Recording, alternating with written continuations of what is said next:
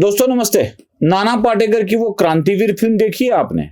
क्रांतिवीर film में नाना पाटेकर को jail में डाला जाता है और जेल में डालने के बाद वो मटके का घड़ा मिट्टी का घड़ा लेके नाना पाटेकर उसी के ऊपर बजाते बजाते गाना गाता है और वो गाना होता है साला एक मच्छर आदमी को हिरड़ा बना देता है। और उसी गाने के अंदर नाना पाटेकर एक बहुत बड़ा वाक्य कह जाता है। गाना नहीं है वैसे तो, वो अपने आप में बोला गया एक ऐसा स्पीच है जो इंडिपेंडेंटली सोलो उन्होंने बोला हुआ है, जिसे म्यूजिक लगाने के बाद गाने का रूप आ जाता है। वो कहते हैं चलो सुबह उठो, भीड़ का हिस्सा बनो, शाम को घर आओ, बच्चे पैदा करो और सो जाओ। यही जिंदगी हो गई है तुम्हारी, यही जिंदगी हो गई है लोगों की। क्योंकि इस तरह की जिंदगी जीने वाले लोग जीवन में कुछ अच्छा नहीं कर पाते हैं। बस सुबह उठना है इसलिए कि ऑफिस जाना है, उठना है इसलिए कि ऑफिस जाना है, ट्रैवल भी इसलिए करना है कि ऑफिस पहुंचना है, काम इसलिए करना है कि पगार मिलने वाली है, पगार इसलिए लेनी है कि जीवन जीना है, बस जीना है, मरना नहीं है। यह इसका कारण होता है। और लोग इसी जीने के लिए की जा रही कसरत को अपना करियर, जिंदगी समझ लेते हैं। कुछ विशेष नहीं कर पाते हैं लोग। ऐसे 35-35, 40-40 साल लोग ऐसे जी रहे हैं इसी तरह की जिंदगी जीकर। करियर और पैशन, मन में तो बहुत विचार होते हैं भाई, बहुत बड़ा अंतर होता है, बहुत बड़ा अंतर होता है। मतलब मेरे मन के सारे विचार मैं अपने कर्तृत्व में नहीं ला सकता तो मेरा पैशन मेरा करियर नहीं बन सकता है। और जब पैशन करियर नहीं बनता है ना तो उसकी वाट लग जाती है, बहुत बड़ी वाट लग जाती है। अपना पैशन क्या होता है? किसी का पैशन कुछ होता है, किसी को कुछ करना होता है। जैसे मेरा पत्रकारिता, खबरें देना, खबरें बताना पैशन था, खबरें देना पैशन था। जॉब की वो भी पत्रकारिता की करी। एक जॉब मिल भी गई थी मुझे क्लर्क वाली, वो छोड़ दी मैंने। कब की छोड़ दी? बहुत साल पहले वाली बात है, 98-99 की बात कर रहा हूं, 25 साल पहले की बात कर रहा हूं।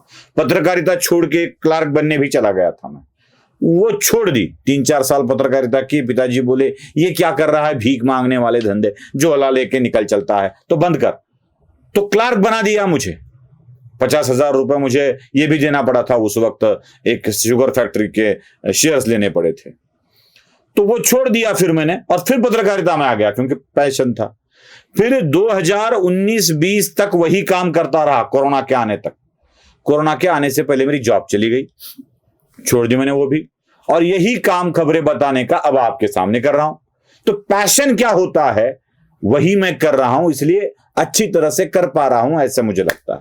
अगर आपकी पैशन पैसा कमाना है और वसूली करना है और आप नहीं कर पाते हो तो करियर जो बनाया है, मतलब जहां आके आप बैठते हो काम करने के लिए, वो कैसे अजीब सा हो जाता है, बोरिंग हो जाता है, बैठे बैठे नींद आने लगती है। जब पैशन ना रहे करियर में तो क्या होता है, यह देखने के लिए हमें जाना पड़ेगा एक जगह। चलिए दिखाता हूं। अर्थात अध्यक्ष महोदय, राज्यघटनेमध्ये काय लिहिलंय आणि कलम 176 भारतीय राज्यघटनेत आहे, त्याच्यासाठी आपण काय बोललं पाहिजे याचा आणि राज्यपालांच्या भाषणाचा आम्हाला कुठं संबंध दिसत नाही। तिरंग्या आणि म्हणून अध्यक्ष महोदय, एखादा खडा टाकून बघायचा, पचला तर पचला, नाहीतर मग हळूच माघार घ्यायची, ही यांची जुनी सवय। मी पुन्हा राज्यपालांच्या भाषणाकडे। अध्यक्ष महोदय, 85 भाषणातले मुद्दे आम्ही काय करतो याच्या पलीकडे काही सांगत नाही। भाषणाची सुरुवात नेहमीप्रमाणे छत्रपती शिवाजी महाराजांचं नाव घेऊन केली आहे। फुले, शाहू आंबेडकर उच्च दर्जाचे, छत्रपती शिवाजी महाराजांचा नाव घेण्याचा अधिकारच नाहीये। कारण अध्यक्ष महोदय, आपण छत्रपती शिवाजी महाराजांचं जागतिक दर्जाचं स्मारक करायचं ठरलं। मला आठवतं 24 डिसेंबर 2016 शिवस्मारकाचे पंतप्रधान, ये महाराष्ट्र के पूर्व गृह मंत्री है, सभागार में बैठे बैठे ऐसे झपकियां ले रहे थे, शायद सो रहे थे कि नहीं पता नहीं, लेकिन जिस तरह से वो कर रहे थे ना, उस तरह से लग रहा था कि उनको नींद आ रही है, बहुत ही बोरिंग लग रहा है। पैशन होना चाहिए, अपना काम का पैशन होना चाहिए। जब काम का पैशन होता है ना तो नींद नहीं आती है। जब नींद नहीं आती है तो हम आराम से काम कर सकते हैं।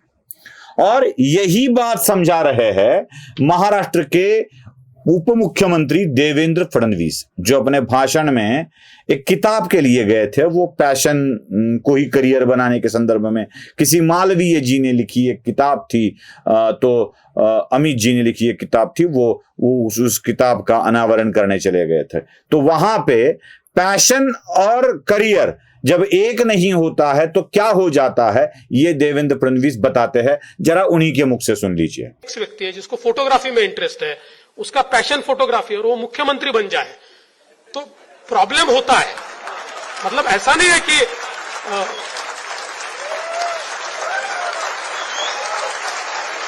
मैंने किसी का नाम नहीं लिया, ये कोई राजनीतिक कार्यक्रम नहीं है, मैंने किसी का नाम नहीं लिया, मैं केवल एग्जाम्पल के तौर पर कह रहा हूं।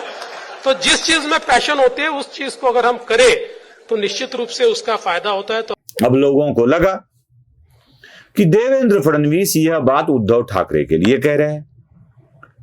जब कोई फोटोग्राफर हो और मुख्यमंत्री बन जाए, तो महाराष्ट्र का एक ही तो मुख्यमंत्री था फोटोग्राफर बनने वाला, वही अपने उद्धव जी ठाकरे। ऐसे लग रहा था कि ये उद्धव जी के लिए ही बात हो रही है। लेकिन अगर ये बात उद्धव जी के लिए हो रही है तो क्या उद्धव जी अपने पैशन को करियर नहीं बना पाए, या अपने करियर को अपना पैशन नहीं बना पाए? एक कुछ तो गड़बड़ होनी चाहिए ना। एक तो वो अपने पैशन को, मतलब उनका पैशन था फोटोग्राफी, क्या बढ़िया बढ़िया पिक निकाले है। मैं उद्धव जी को सैल्यूट करता हूं। वो महाराष्ट्र के किलों की तस्वीरें निकालकर उन्होंने एक किताब बनाई थी, बहुत बढ़िया किताब थी। ऐसे ऐसे किलों के फोटो थे जो देख के सीना फूल जाए। अगर उद्धव जी ऐसे ही फोटो निकालते रहते तो एक बहुत बड़े फोटोग्राफर को महाराष्ट्र चूक गया है, ऐसे मुझे लगता है। फिर उन्होंने वारी के ऊपर एक किताब फोटोग्राफी वाली बनवाई थी, क्या बढ़िया वारी की तस्वीरें थी। अरे वारी के हर एक चित्र, हर एक रंग, हर एक नजाकत को उन्होंने इतनी खूबी से बताया था, इतनी खूबी से कि उस वक्त उद्धव ठाकरे को सैल्यूट करने को दिल करता ही है। लगता है उद्धव जी बाप हुआ फोटोग्राफी में। लेकिन यही फोटोग्राफी के बाप उद्धव ठाकरे जब महाराष्ट्र के मुख्यमंत्री बने तो क्या हुआ? तो ऐसी ही कुछ बातें करने लगे। कभी किसी पहाड़ी में जाने के बाद उनको वो क्या मानमोड़ी का घाट मिला, वहां की बात बताने लगे। कहा माझे कुटुंब, मेरा परिवार, मेरी जिम्मेदारी वाली बात कहने लगे। कहीं वो लकड़हारे की बात कथा बताने लगे, कभी कौन सी कथा बताने लगे, ऑनलाइन चलाने लगे। यहां तक कि सीएम पद उनकी पैशन था ही नहीं, इसलिए वो मंत्रालय में जा नहीं पाए। और ये बात खुद शरद पवार जी ने अपने किताब में लिख दी कि नहीं बना पाए, नहीं कर पाए, वो मंत्रालय को संभाल नहीं पाए। 2.5 वर्ष के कार्यकाल में उद्धव ठाकरे सिर्फ 2 बार मंत्रालय गए, अपने मुख्यमंत्री के छठे मंजिले के कार्यालय में सिर्फ 2 बार गए, नहीं जा पाए उद्धव ठाकरे। यहां तक कि वो बीमार भी पड़ गए। और ये इतने प्रामाणिक है कि बीमार पड़ने के बाद उनके मन में आए सारे सवाल वह लोगों के सामने बोलने भी लगे। मैं उद्धव ठाकरे को बड़ा प्रामाणिक व्यक्ति मानता हूं। उन्होंने कहा कि मैं पैरालाइज हो गया था, जब मेरी संवेदनाएं चली गई थी शरीर की, तो कहा उनको लगा था कि अब खुजाऊं कैसे, कहीं नाक पर मक्खी बैठ गई, मिट्टी नहीं मक्खी बैठ गई और काटने लगे, खुजाने को दिल करे तो खुजाऊं कैसे, ऐसा उन्हें लग रहा था। कितना प्रामाणिक आदमी है, सब कुछ सारी बातें खुले तौर पे बता देता है। ये बात ऐसी है दोस्तों कि पैशन को करियर बनाओ या करियर को अपनी पैशन समझ लो, लेकिन ये दोनों अगर नहीं होता है तो क्या होता है, ये हम इन दोनों उदाहरणों से समझ सकते हैं। तो याद रखिएगा, अपने पैशन को ही अपना करियर बनाइए, या जो आपके हिस्से आया है उसे पैशन बनाने की कोशिश कीजिए। नमस्ते।